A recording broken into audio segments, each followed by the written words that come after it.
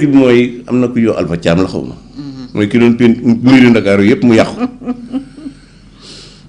ab benn waay bu nekk fële Ziguinchor di defar avion Tamba. amut mu dem hélicoptère. je crois que un tel type comme Alpha Thiam dëgg-dëgg yooyu wut nekk ci ministre dans son gouvernement. même liñ ko joxoon sa waru foon nekk.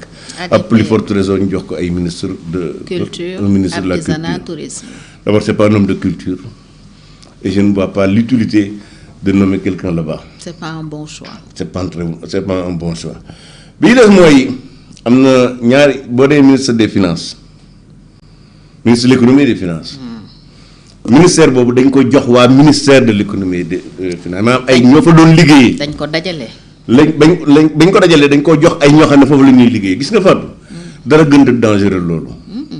man li ma jàpp mooy ministre poste politique la ñi laaj réew ñoo ko war a yor. maintenant les fonctionnaires ya fa nekk ay fonctionnaires lañ loo leen sam daañu la ko defal mais jël ministre bi jox ko koo xam ne foofu la bokk.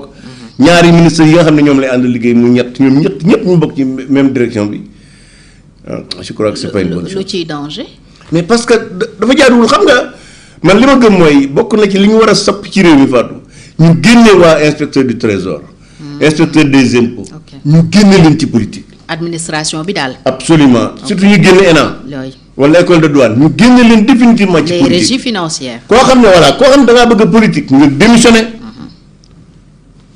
après nga dem politique yi mais nekk ci biir direction bi état bi di liggéey ci. di gérer xaalisu réew mi di politique. ba pare di politique je crois que ce n'est pas une bonne chose. Et malheureusement on a vu le résultat. On avait fait la remarque d'ailleurs ci élection présidentielle bi pratiquement la majeure partie des candidats ñu génn ci régie financière. mais absolument parce que ñoom am nañu xaalis. xëy na xam nañu réew mi ñu bëgg cee jaarale pour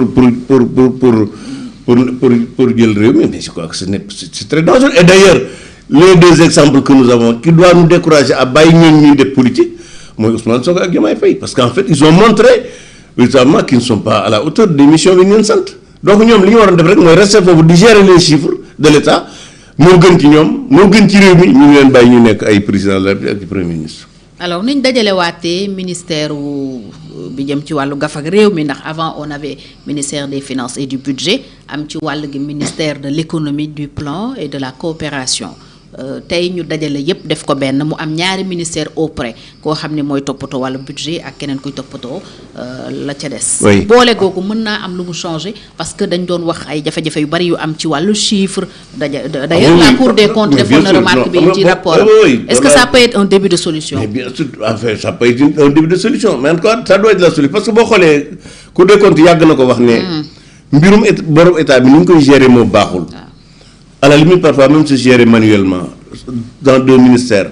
je crois que loolu dox ko kenn mu gérer ko dana permettre ñu gën a rationaliser la gestion de la dette du Sénégal je crois que véritablement à ce niveau là am na mérite bu ñu ci mën a am d'autant plus que ñoom ñoo nekk foofu nag xam nañ service boobu baax xam nañ yëpp rëq-rëq yëpp am dana mën a tax xëy na ñu accélérer la réforme pour que ni ñuy gérer l'économie sénégalaise ni ñuy gérer les finances publiques mu gën a gaaw. Matar Cissé à l'intérieur Maître Moussa Sarr à la justice mel na ni dañu dellu ci liñ defoon ca njëlbeen ak Jean-Baptiste Tine ak Ousmane Diagne. en fait. gisee woo ko noonu. xam nga man Matar moom dafa nekk sama problème nag. Matar Cissé.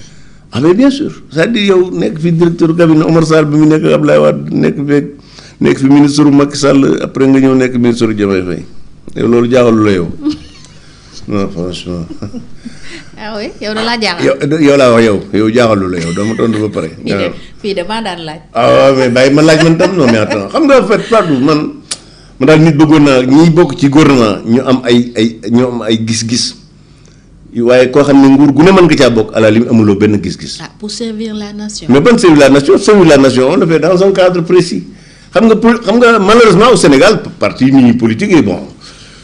tout le monde est membre de tout parti politique donc xëy na nit ñi amuñu ay questions idéologiques questions doctrinaires mais parti politique du noonu. mais Matar Cissé il n'est pas politique. wala mais loolu tax mu waroon defi leneen. c'est un technocrate. mu waroon defi leneen mais ay nekkoo politique mënut a nekk c'est-à-dire nekkoo politique à la limite waaw parce que boo demee ba nekk directeur cabinet Omar Sarr jóge fa nekk ci ministre Macky Sall ba nekk directeur de cabinet nekk ministre directeur la Sénélec.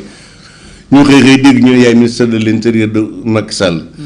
ñu jóge ci diir ñu def le ministre de l'intérieur de Diomaye Faye véritablement li muy tekki mooy yow li la gën a intéressé xëy na mooy am carrière politique personnelle mais du ay def politique. Autrement dit tous ces agents de l'État là douane inspecteur des impôts inspecteur du trésor li ñu war a def mooy génne leen ci politique ku ci bëgg politique bañ faa dem loolu mooy li mat a def parce que bu ñu ko deful rek daañu am jafe-jafe ci réew mi. Bon, maintenant, il y a dimbali ba mu nekk fa ak jàmm mais personnellement moi je ne vois pas je ne vois rien de pertinent. gisoo lu mën a changer parce que. Mais qu'est-ce qui va changer? Au moins moom du politique farul. ci li ñu xam qu'est-ce qu'il peut changer? parce que bi mu joxee Bamba Cissé intérieur moom président Diomaye ak Ousmane Sonko ñu bëri dañu wone woon njàqare ci ne xëy na am na mission. non c'est que Bamba normal li Bamba doon def Ibrahima kii Cissé du ko def. non mais yi mu doon def nit ñi du ko def. non xam naa si sa baax xam naa ne du fi nekk di jàpp nit ñi tëj ci kaso bi non ça il ne le fera pas mais c'est-à-dire que yooyu moo gën a tuuti ci li muy def li mu war a def mais c'est-à-dire que ministre de l'intérieur dafa am solo mais man jàpp naa ne Diomaye joxoon ko un politique pur et dur de son camp moo gën mu di ko jox koo xam ne bokkul foofu parce que bon fondamentalement man ay ñu jox ko ku bokk Pastef wala ku bokk Diomaye président wala ça ne me pose pas de problème parce que li ma xam mooy élection bu fekkee moo tax nit ñi di wax Sénégal benn ministre mënu fee sàcc élection. Cette porte a été fermée depuis 1992 et loolu moo permettre ñu am 3 alternances démocratiques donc la def ñetti alternance démocratique mën naa kon garantir au Sénégal. mais teewul nag débat bi ba tey mi ngi fi woon est-ce que c'est pas pour rassurer. mais ban débat tëj buntu boobu débat au ministère de l'intérieur politique loolu waxu politicien la rek xam nga politicien Sénégal ñoom da ci am ñoo xam ne moom duñ doyali wax mais normalement képp kuy wax waxu élection. la ca war a jaaxal warul nekk un ministre de l'intérieur nekk un politique warutu la jaaxal parce que direction des élections fa élections yi amee mais foofu ña fa nekk ay fonctionnaires rek lañ c'est-à-dire mënoo leen a def loolu lenn mënoo leen a fexe ba sàcc loolu élection parce que buñ ko doon sàcc sax du ñu am fu ñu ko sàccee donc à ce niveau là man am problème. Pourtant beaucoup attribuent le mérite de la présidentielle de 2024 à Matar Cissé. mais pourquoi ñu ko lan la fa def. Qu'est-ce qu'il a fait de non mais dis-moi. En un temps record, il a pu organiser une présidentielle transparente. Fatou. Gis nga loolu mu def la mu fa def lépp lu mu fa fekk mu pare ba pare la. Administration beeg. Mais bien sûr, c'est-à-dire que l'administration sénégalaise mën na organiser élection 24 heures sur 24. kon kay Bamba Cissé waru woon poser problème. mais man Bamba Cissé li ma posé problème d'affaire élection. ok le fait que mu nekk avocat Ousmane Sonko ñu nommé ko ministre de l'Intérieur loolu moo ma gêné. et puis fondamentalement la ko fa indi woon moo Yacine Fall mooy toroxal ay adversaire politique gu Diomaye yu Sonko. ak réintégrer Ousmane Sonko comme ni mais absolument parce que ñoom li ñu façon dire mooy delloo Ousmane Sonko ci fichier électoral bi bon maintenant bi ñu fay jógee ak bi ñu koy defee. loolu tam est-ce que mun nañ ko coller Bamba aussi bu dee moom administration bay def le gros du travail. lan ci.